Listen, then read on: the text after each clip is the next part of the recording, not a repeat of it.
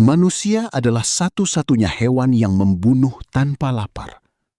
Bukan karena marah, bukan karena terancam, bukan karena mempertahankan wilayah, karena memilih. Tidak ada hewan lain di planet ini yang melakukan ini secara sistematis. Singa membunuh saat lapar, serigala membunuh untuk bertahan. Bahkan simpanse, yang paling dekat dengan kita secara genetik, membunuh dalam konteks yang bisa dijelaskan oleh tekanan sosial atau persaingan sumber daya. Manusia membunuh hewan yang tidak mereka butuhkan.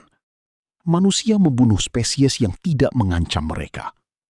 Manusia membunuh sesuatu, lalu meninggalkannya begitu saja. Dan yang paling menggelisahkan, ini bukan perilaku modern. Ini sudah ada sejak awal. Sekitar 50.000 tahun yang lalu, manusia mulai menyebar keluar dari Afrika. Setiap benua yang mereka masuki mengalami hal yang sama. Australia. Dalam beberapa ribu tahun setelah manusia tiba, lebih dari 85% megafauna besar punah. Diprotodon, marsupial sebesar badak, megalania, kadal monitor raksasa sepanjang 7 meter, Thylacoleo, singa berkantung, semua hilang. Amerika. Ketika manusia pertama kali tiba sekitar 13.000 tahun lalu, benua itu dipenuhi mamut berbulu, kuda liar, unta, dan ground sloth raksasa sebesar gajah. Dalam waktu 1000 tahun, hampir semuanya punah. Eropa, Asia, Kepulauan Pasifik. Pola yang sama berulang di mana-mana dengan konsistensi yang tidak bisa dijelaskan oleh perubahan iklim saja. Para ilmuwan menyebut ini overkill hypothesis, hipotesis pembunuhan berlebihan. Bukan karena manusia kelaparan, tapi karena manusia membunuh lebih dari yang mereka butuhkan. Dan terus membunuh, bahkan setelah mereka seharusnya berhenti. Tapi ini bukan hanya tentang sejarah purba. Perburuan trofi masih terjadi hari ini. Seseorang membayar ratusan ribu dolar untuk membunuh singa tua di Zimbabwe.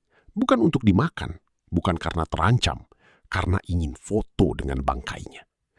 Pemancing olahraga menangkap ikan lalu melepaskannya kembali. Bukan karena butuh makan, tapi karena menikmati proses menangkapnya. Bahkan berburu rekreasional yang bertanggung jawab, di mana daging memang dimakan, tetap melibatkan sesuatu yang tidak dimiliki hewan lain. Kenikmatan dari proses membunuh itu sendiri. Dan inilah yang membuat pertanyaan ini tidak nyaman. Apakah manusia menikmati membunuh? Jawabannya lebih rumit dari ya atau tidak. Pada tahun 2019, peneliti dari Universitas Oxford menganalisis data dari ribuan pemburu di seluruh dunia. Motivasi terbesar bukan makanan, bukan tradisi, bukan konservasi. Motivasi terbesar adalah the chase, pengejaran itu sendiri.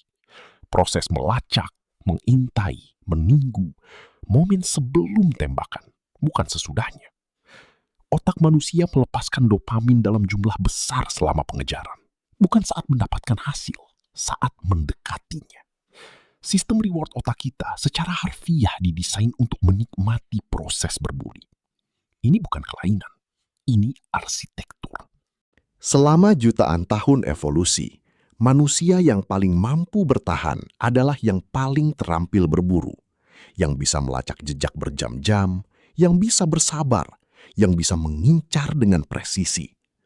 Otak yang menikmati proses itu bukan hanya hasilnya, adalah otak yang paling efektif. Dan otak itu diturunkan kepada kita. Tapi ada lapisan yang lebih dalam lagi. Karena bukan hanya soal berburu hewan. Manusia adalah satu-satunya spesies yang melakukan perang terorganisir.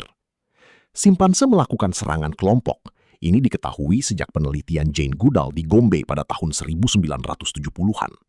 Tapi serangan simpanse bersifat oportunistik. Mereka menyerang saat kondisi menguntungkan, lalu berhenti. Manusia merencanakan perang berbulan-bulan sebuahnya. Manusia membangun senjata yang dirancang khusus untuk membunuh manusia lain. Manusia menciptakan strategi, hierarki komando, logistik pasokan. Semua untuk tujuan tunggal, membunuh sekelompok manusia lain secara efisien. Tidak ada hewan lain yang melakukan ini, tidak satu pun. Dan yang paling aneh, manusia melakukan ini bahkan saat sumber daya tidak langsung diperebutkan. Perang ideologi, perang agama, perang atas simbol dan konsep abstrak yang tidak bisa dimakan, dipegang, atau ditempati. Manusia adalah satu-satunya hewan yang mati dan membunuh untuk sesuatu yang tidak nyata secara fisik. Jadi apa yang sebenarnya terjadi?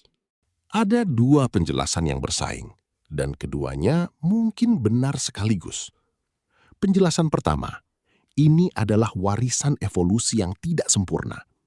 Otak kita didesain untuk lingkungan di mana sumber daya langka dan ancaman nyata. Dalam lingkungan itu, agresi berlebihan adalah keuntungan. Lebih baik membunuh terlalu banyak daripada terlalu sedikit. Lebih baik menyerang lebih dulu daripada menunggu diserang. Otak yang terlalu agresif bertahan.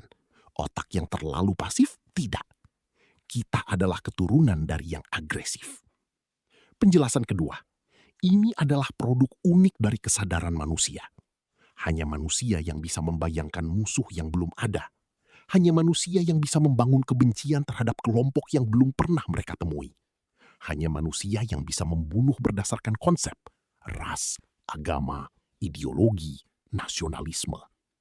Kemampuan abstrak yang sama yang memungkinkan kita menciptakan seni, musik, dan sains juga memungkinkan kita membenci dengan cara yang tidak bisa dilakukan hewan lain.